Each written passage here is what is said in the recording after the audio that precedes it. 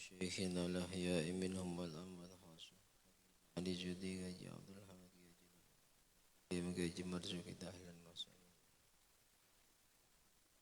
إما شيخ معاذ للبوي مؤلف الأول أبي عبد الله محمد أبي عبد الله سيدي أبي زكريا يا بالشرف النوار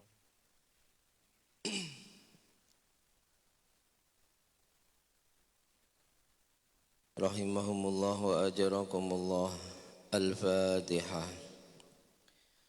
أعوذ بالله من الشيطان الرجيم. بسم الله الرحمن الرحيم. الحمد لله رب العالمين الرحمن الرحيم مالك يوم الدين إياك نعبد وإياك نستعين اهدنا الصراط المستقيم صراط الذين أنعمت عليهم غير المغضوب عليهم ولا الضالين.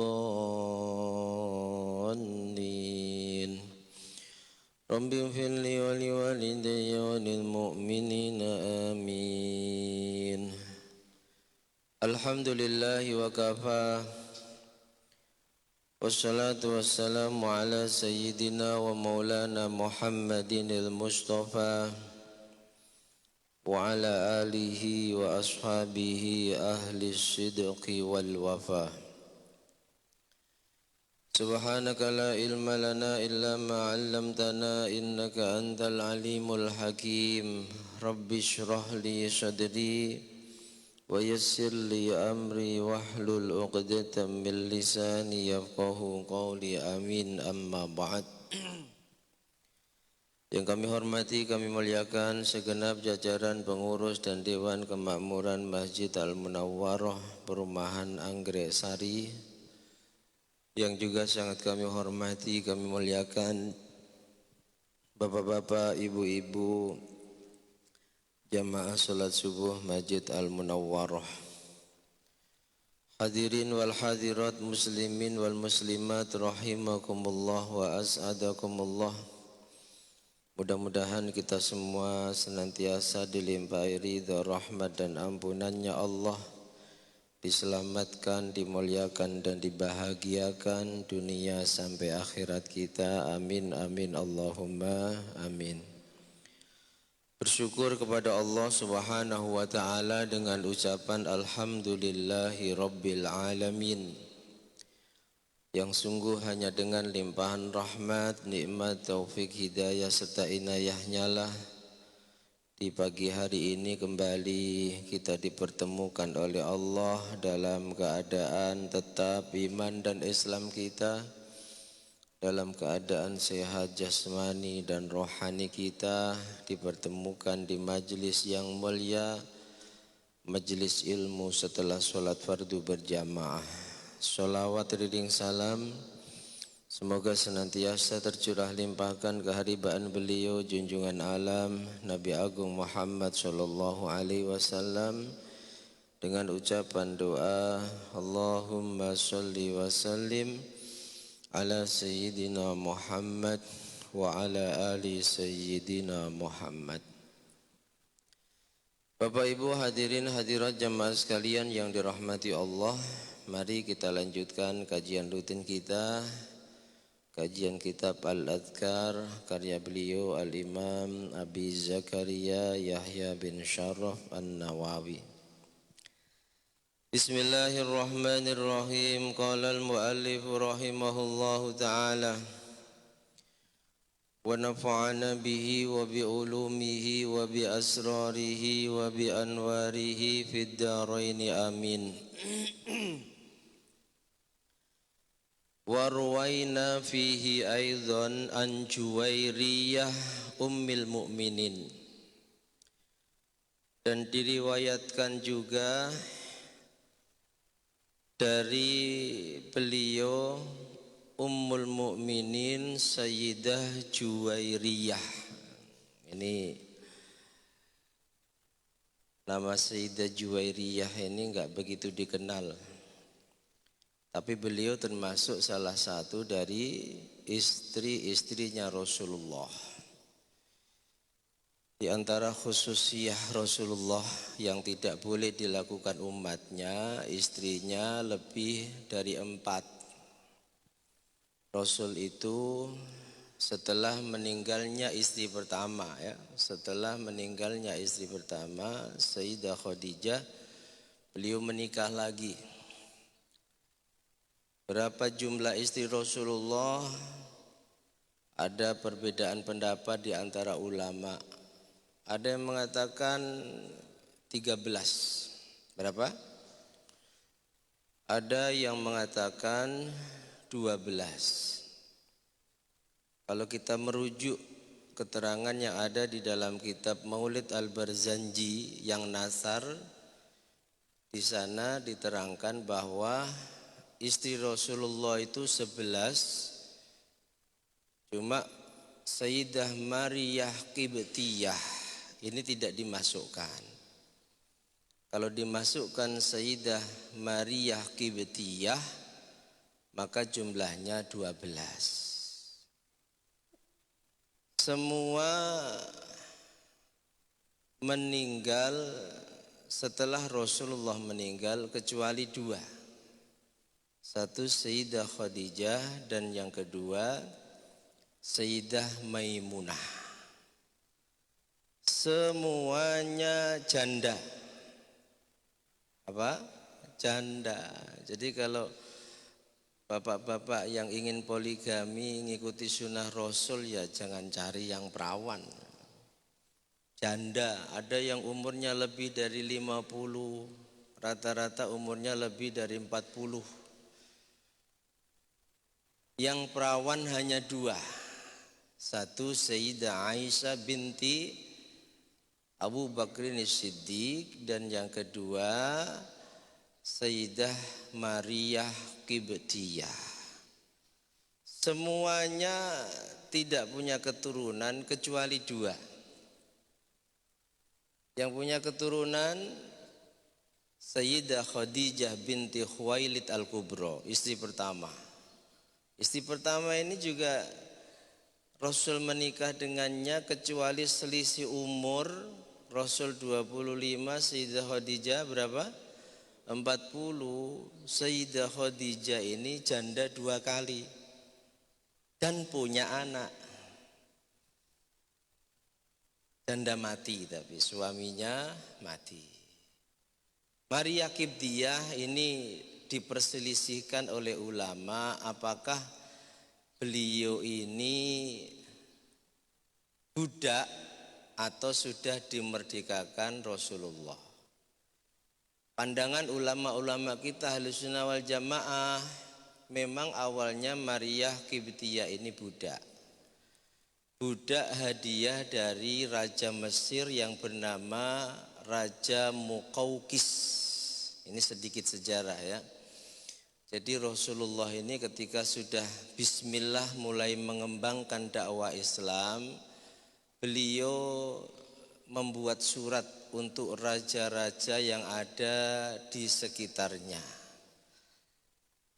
Raja yang menerima surat dari beliau agar mereka beriman ini tanggapannya juga macam-macam. Ada yang menerima dengan hormat, bahagia dan beriman. Ada yang marah sampai utusannya Rasulullah dibunuh. Ada yang menyambut surat itu dengan hormat, dengan penuh kemuliaan, tapi karena namanya hidayah dari Allah, raja ini tidak beriman.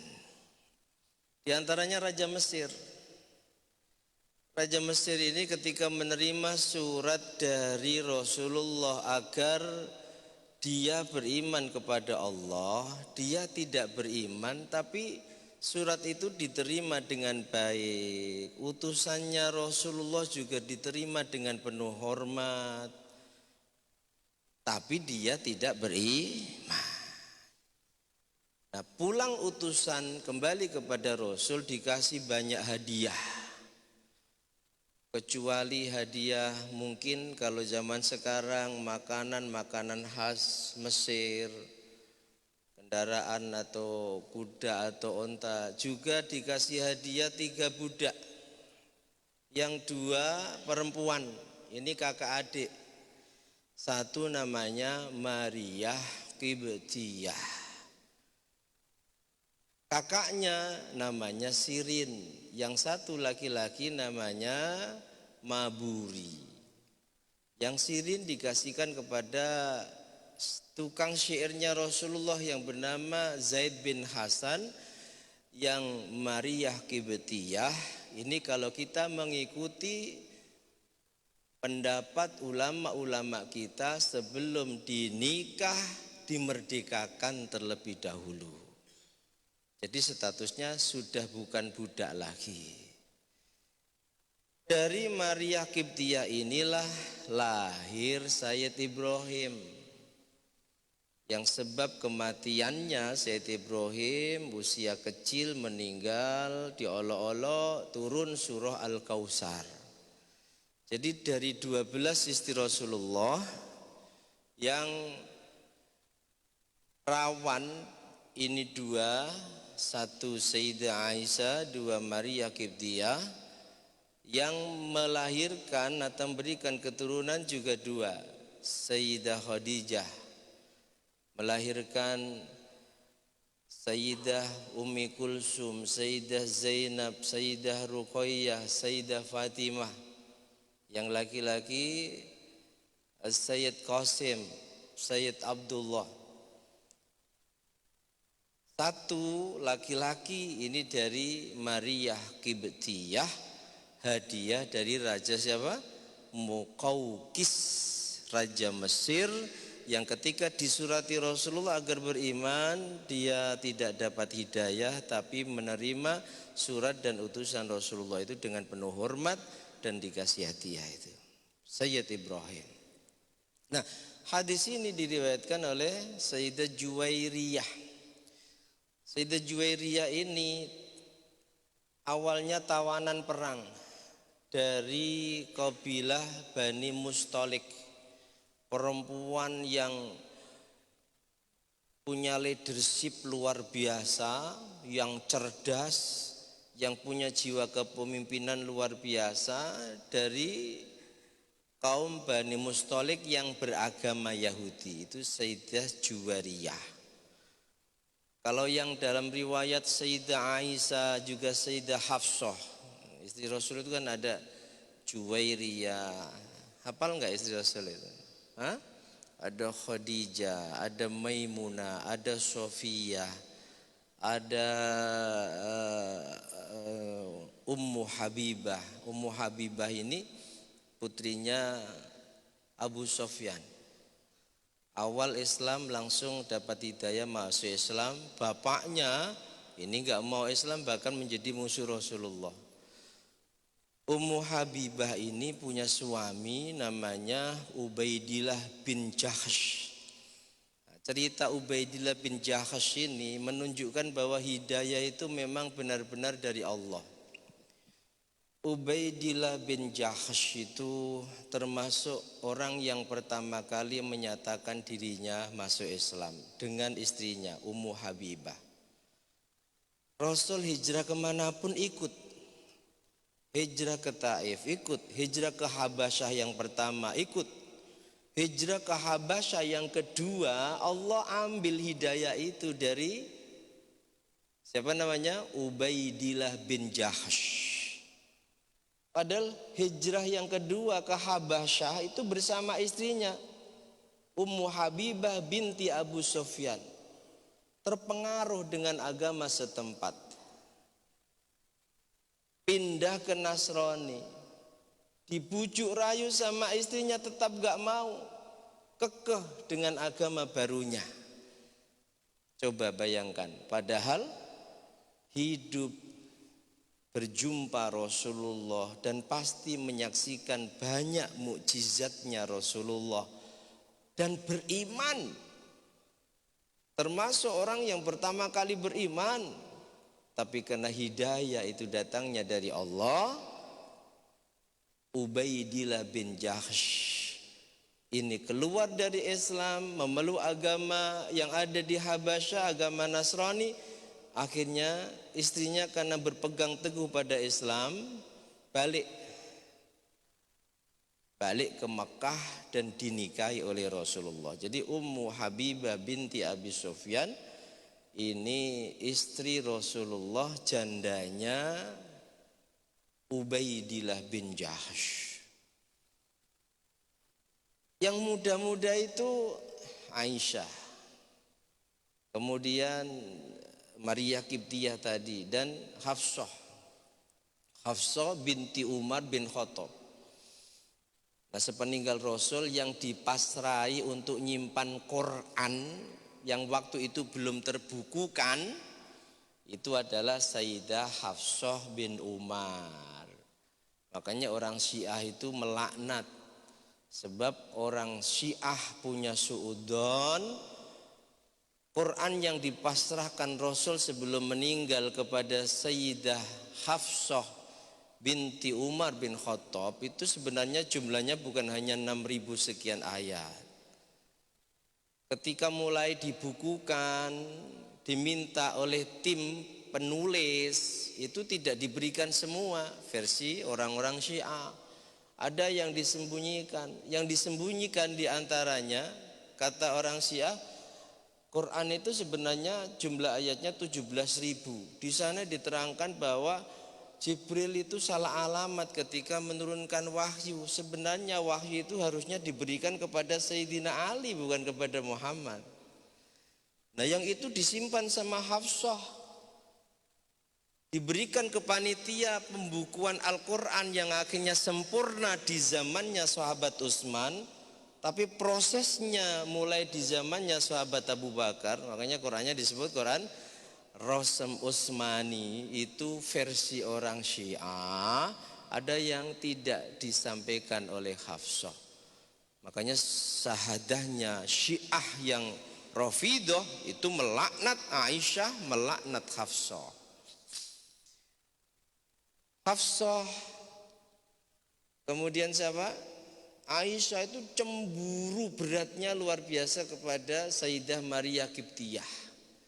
Karena di samping usianya muda, ini memang orangnya sangat cantik. Sebab ibunya itu keturunan orang-orang Romawi, yang kulitnya, bentuk wajahnya, rambutnya beda dengan orang-orang Arab.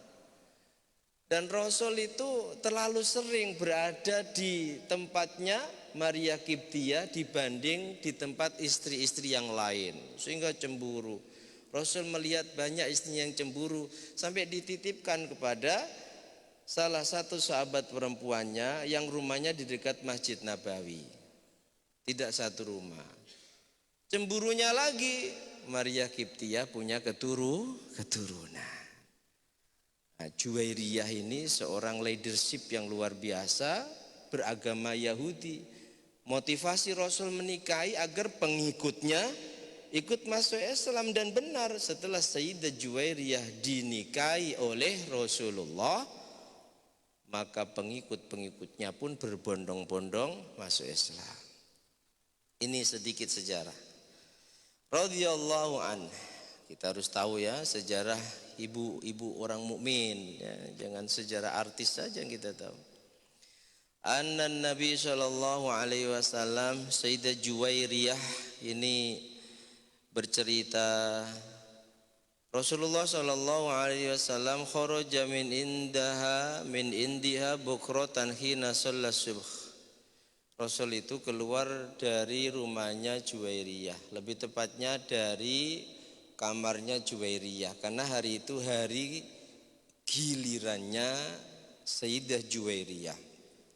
Pagi keluar, pagi menjelang subuh atau saat subuh, khina shalla subha, keluar untuk mengimami. Jadi Rasul itu sholat sunnahnya sering dikerjakan di rumah. Ya, kalau kita ngaji kitab-kitab tasawuf bicara tentang adab keluar rumah menuju masjid, itu pasti di sana diterangkan sebelum keluar masjid sholat di rumah. Kalau waktu masih ada sampai masjid belum koma, ya sholat tahiyat masjid. Tapi qobliyah subuhnya di rumah. Rasul itu keluar rumah masuk masjid langsung imami. Sebab Rasul perintahkan jangan sampai rumah kita tidak kita buat sholat. Nawwiru buyutakum bis sholah wa tilawatil Qur'an. Rumah harus diterangi dengan apa? Dengan sholat dan dengan baca Quran. Rumah yang tidak diterangi dengan sholat, baca Quran, ngaji, zikir, ini dilihat oleh penduduk langit gelap. Tapi sebaliknya, kalau rumah itu selalu kita terangi dengan sholat, sholat sunnah maksudnya, sholat wajib lebih utama di masjid. Baca Quran, ngaji, zikir dan lain sebagainya dilihat oleh penduduk langit. Ini seperti penduduk bumi melihat bintang Suraya yang bersinar terang. Ya, jadi Nabi itu sering sholat sunnahnya di rumah. Pas gilirannya Sayyidah Juwairiyah, beliau bermalam di sana. Pagi harinya saat subuh beliau keluar rumah ke masjid. Saat ditinggal Sayyidah Juwairiyah itu sedang sholat dan dzikir di tempat sholatnya. Kemudian summa roja'a ba'da nazha, setelah sholat duha Rasul kembali. Hari itu memang gilirannya Sayyidah Juwairiyah. Jadi jamaah di masjid, zikir, syuruk, duha baru balik.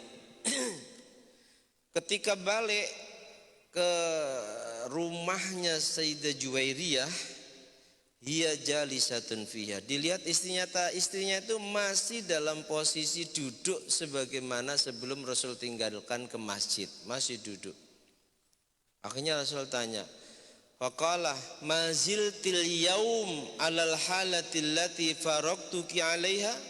Wahai Juwairiyah, apakah mulai aku tinggal tadi ngimami subuh sampai waktu duha aku balik, kamu masih tetap di sini?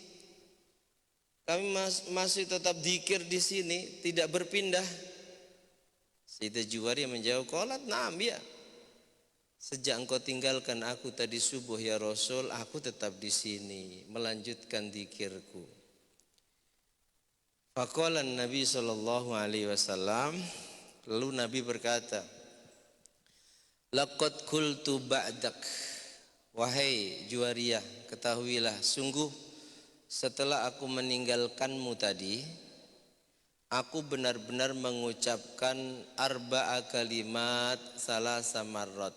4 kalimat aku ucapkan 3 kali. Lau wuzinat bima qulti mundul yaum lawazanat hunna. Ande 4 kalimat yang aku baca 3 kali ini ditimbang dengan zikirmu mulai subuh sampai duha ini, maka sungguh seimbang, pahalanya sama. 4 kalimat itu apa? Subhanallahi wa bihamdihi adada khalqih, kalimat yang pertama.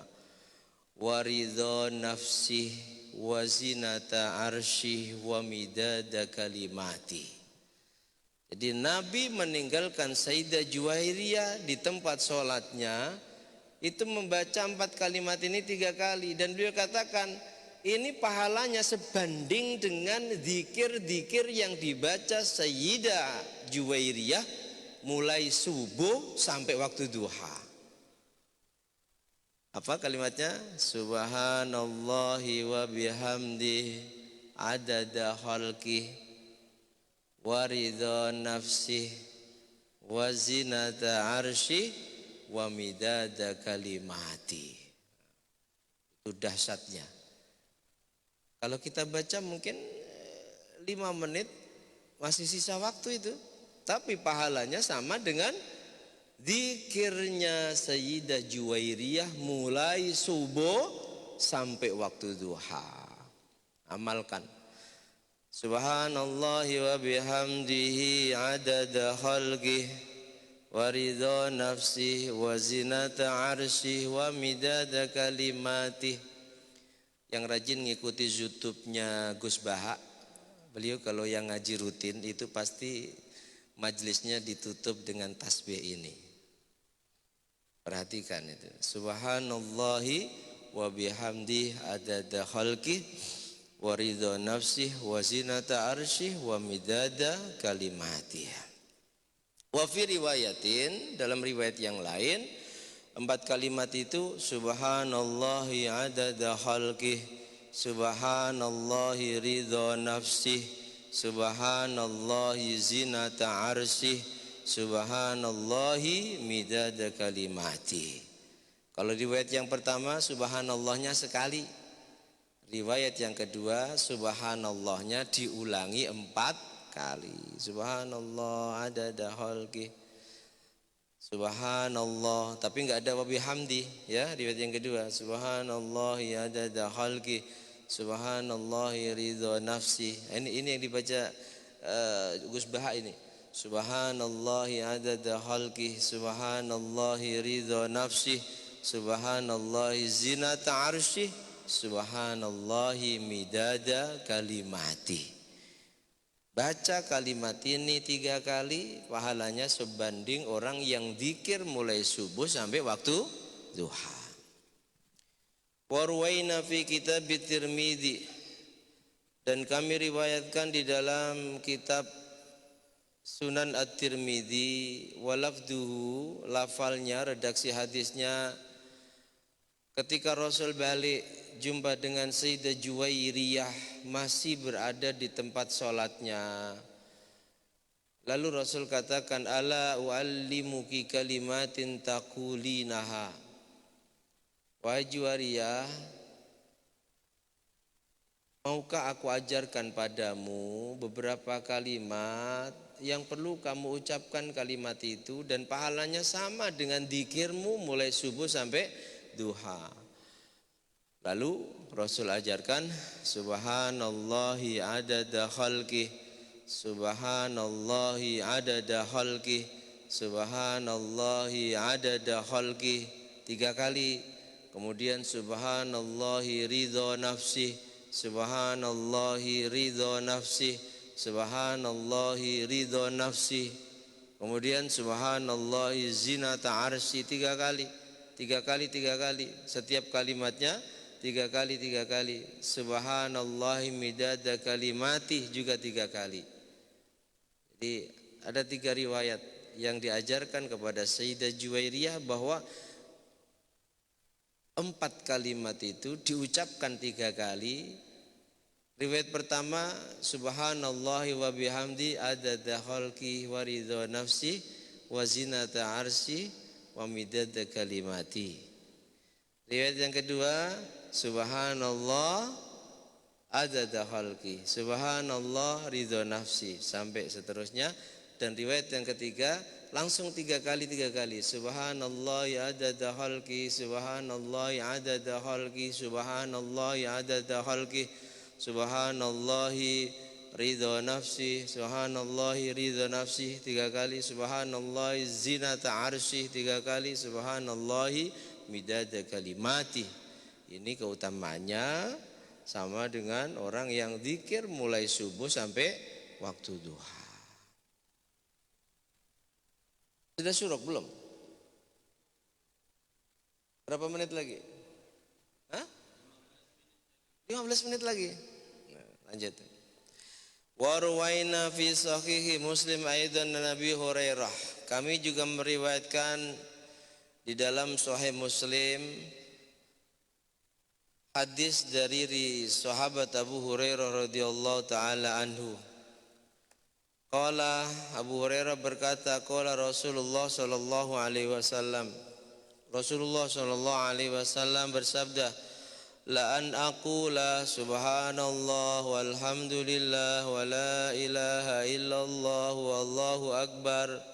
Sungguh ucapanku subhanallah walhamdulillah wa la ilaha illallah wallahu akbar ahabbu ilayya mimma tala'at alaihi syamsu. Itu lebih aku cintai. Aku mengucapkan kalimat tadi subhanallah walhamdulillah wa la ilaha illallah wallahu akbar, itu aku lebih cinta dibanding ma tala'at alaihi syamsu, perkara yang disinari oleh bumi. Dibanding bumi seisinya, aku lebih suka mengucapkan kalimat subhanallah walhamdulillah wala ilaha illallah wallahu akbar. Kalimat-kalimat yang sebenarnya sering kita ucapkan, cuma kita belum tahu keutamaannya, belum tahu penjelasan dari Rasulullah tentang keutamaan membaca kalimat tersebut. Jadi kalau tadi subhanallahi, hafal enggak? Subhanallahi adada khalqi, subhanallahi ridha nafsih, subhanallahi zinata arsyih, subhanallahi adada kalimati. Itu keutamaannya tadi. Kalau tasbih yang biasa kita ucapkan, itu Rasul sangat mencintai mengucapkan tasbih itu dibanding dikasih ma tala'at alaihi syamsu, perkara yang disinari bumi. Apa itu? Perkara yang disinari matahari, apa itu? Bumi seisinya. Itu Rasul lebih suka mengucapkan kalimat subhanallah walhamdulillah wala ilaha illallah wallahu akbar. Warwaina fi sahihail Bukhari Muslim.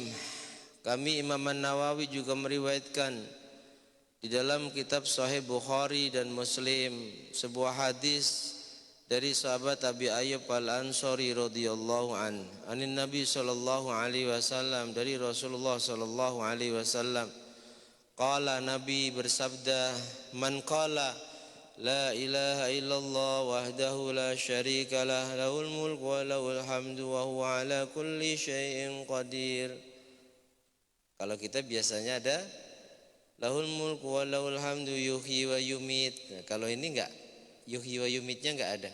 Langsung wa huwa ala kulli syai'in qadir, la ilaha illallah wahdahu la syarika lah, lahul mulku wa lahul hamdu wa huwa ala kulli syai'in qadir. Kata Nabi, siapa baca kalimat ini 10 kali, 10 marrat, maka pahalanya kana kaman a'taqa arba'ata anfusin min waladi Ismail. Subhanallah.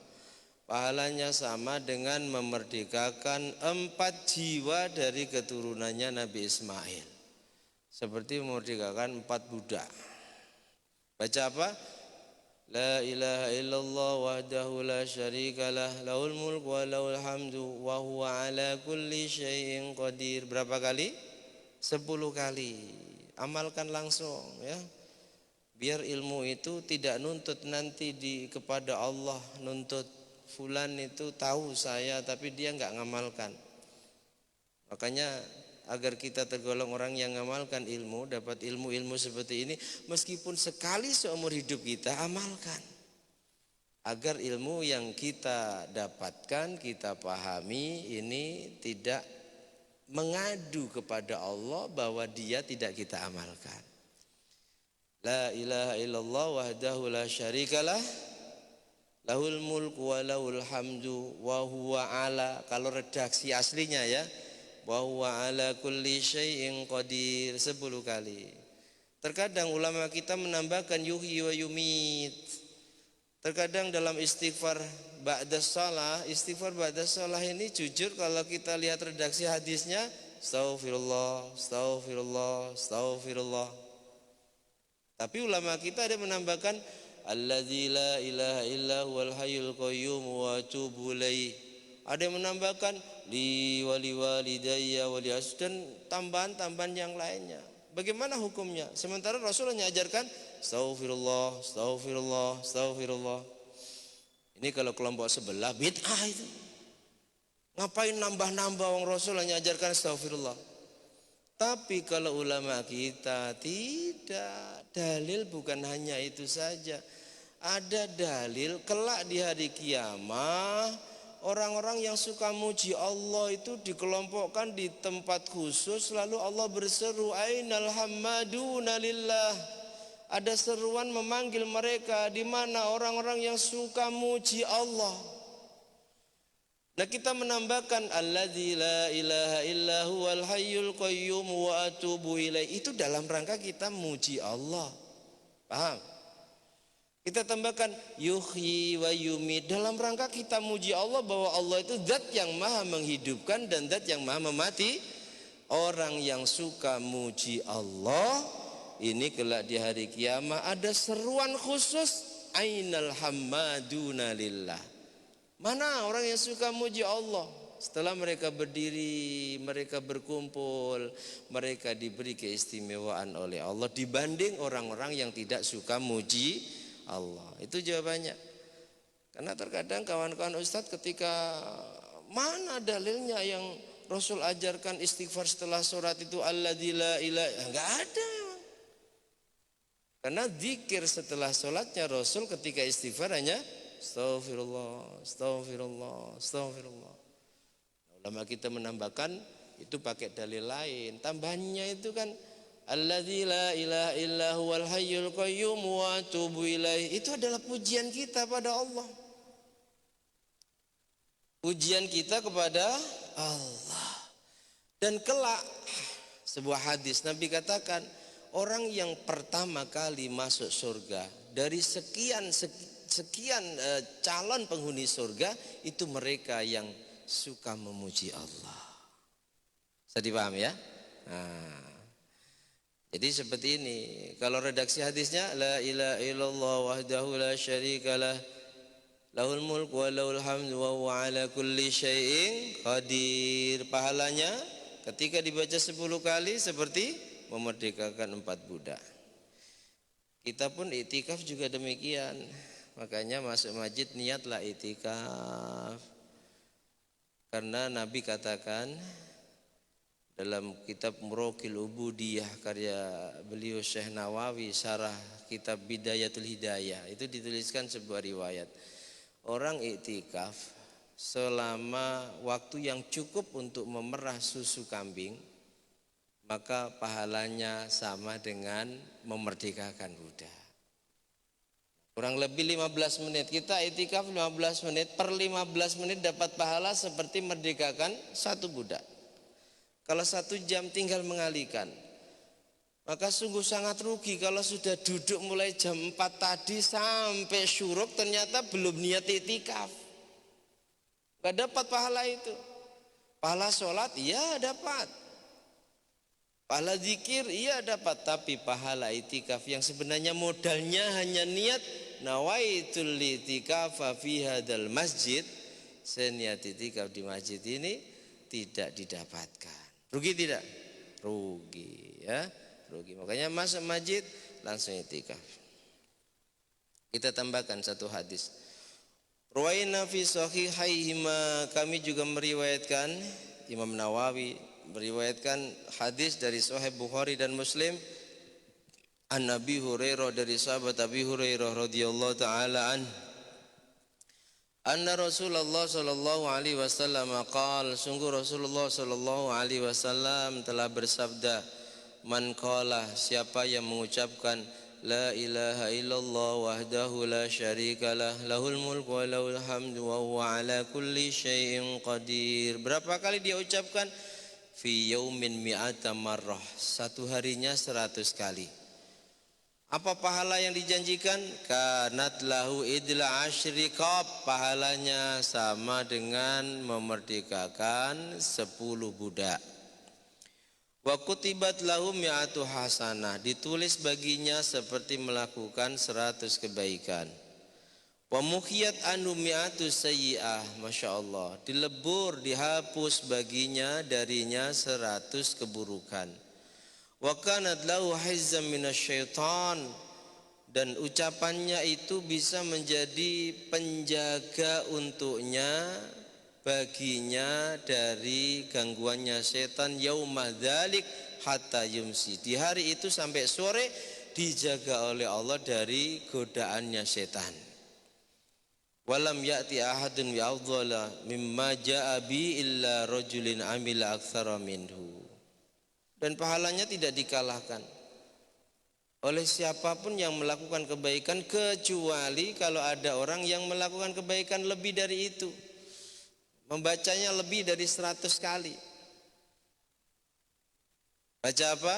La ilaha illallah wahdahu la syarikalah lahul mulku wa lahul hamdu. Sekali lagi, tidak ada yuhyi wa yumit wa huwa ala kulli syai'in qadir, 100 kali di awal hari. Pahalanya idla asyri qab, Pahalanya ini seperti memerdekakan 10 budak, kemudian seperti melakukan 100 kebaikan, menghapus 100 keburukan, dijaga dari setan. Hari itu sampai sore dia dijaga dari setan. Amalkan, meskipun seumur hidup sekali. Syukur, istiqamah. Wa qala man qala subhanallah wa bihamdi fil yaumi mi'ati marrah. Barang siapa yang baca subhanallah wa bihamdi dalam sehari 100 kali, di sini rutin ya, bahkan ada tambahannya, dibaca setelah qabliyah subuh. Istiqomahkan ini, istiqomahkan. Subhanallah bihamdi, kalau di sini tambah subhanallah wa bihamdi subhanallahil azim astaghfirullah. Betul. Nah, membaca sampai subhanallah wa bihamdi saja kata Nabi dalam hadis ini, hadis sahih riwayat Bukhari Muslim, 100 kali di hari itu, maka khuttat khotoyah wa inkanat misla zabadil bahr, keburukannya dihapus oleh Allah. Meskipun saking banyaknya keburukan yang pernah dilakukannya, misla zabadil bahr, ini sejumlah zabadil bahr, buih yang ada di lautan. Tentu keburukan yang tidak ada sangkut pautnya dengan manusia lain. Kezaliman diri kita, meninggalkan perintahnya Allah, melanggar larangannya Allah yang tidak ada kaitan dengan manusia lain. Mabuk semisal, nggak ada kaitan itu. Kita mabuk pakai uang kita. Kayaknya mabuk ini tergolong hukukullah. Zina mungkin itu hukukullah. Kalau memperkosa itu hukukul adami. Tapi kalau zina saling rela itu hukukullah. Ya, hukukullah antara kita dengan Allah. Meskipun sejumlah butiran buih yang ada di lautan, orang yang baca subhanallah wa bihamdi berapa kali? 100 kali, Allah akan hapus dosa-dosa dan kekurangan-kekurangan serta keburukan-keburukannya. Mudah-mudahan bisa dipahami dengan benar, lalu bisa diamalkan. Sekali lagi, meskipun seumur hidup sekali, amalkan agar ilmu yang kita pahami nanti tidak menuntut mengadu kepada Allah, tidak kita amalkan. Mudah-mudahan, amin Allahumma. Demikian, Allahu a'lam bishawab. Al-Fatihah.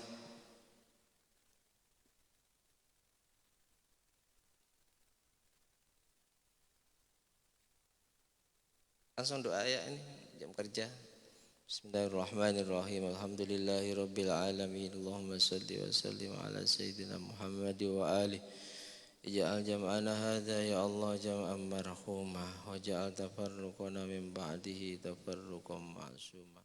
Allahumma anfa'na ma 'allamtana 'allimna ma yanfa'una zidna ilman nafi'an. Ja'alna min ahli al-istiqamah. Ij'alna min ahli al-istiqamah warzuqna husnal khatimah wasi' alina rizqana atif walina khalqa wa sallallahu ala sayyidina Muhammad wa alihi walhamdulillahi rabbil alamin. Bismillahirrahmanirrahim. Wal 'asri innal insana lafi khusrin illa alladhina amanu wa 'amilus solihati wa tawassaw bil haqqi wa tawassaw bis sabr. Subhanakallahumma bihamdika asyhadu an la ilaha illa anta astaghfiruka wa atubu ilaik. Ada kurang dan lebihnya mohon maaf. Walafu minkum. Assalamualaikum warahmatullahi wabarakatuh. Sallallahu alaihi Nabi Muhammad.